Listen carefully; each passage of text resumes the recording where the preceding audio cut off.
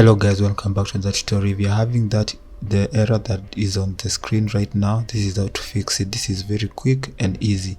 So this is what you're going to do. You're going to go to the where you have installed Android Studio. Make sure it's the same location. Just click on the uninstall.exe. It's gonna uninstall everything, but when you're uninstalling, make sure you don't select Android Studio settings, because if you do, it's not gonna help when you are reinstalling it back again. Click on uninstall, remove all the folders and everything, and once that's done, what is basically going to do, we are installing the same version. So you go back to where you have downloaded your Android Studio.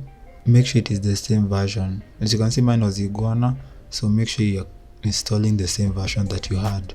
So click on install, and when the installation process starts, click on next. Make sure you have Android Studio settings selected, because if you don't, the settings are not going to be the same.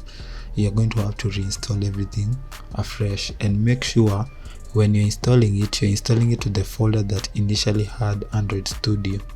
So make sure you browse to where it was. Mine had installed it on a external drive, so I have to search for it where it was, program files, then make the folder, and everything is good.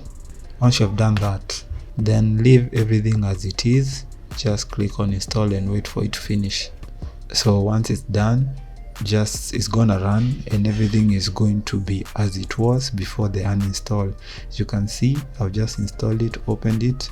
Now I'm going to run this application that ran before. As you can see, it's running just as well. I didn't have to reinstall the AVD. So see you in the next one. If this helped, like and subscribe and share to someone who needs this. If it didn't work, comment down below and I'll try and help you. Perfect.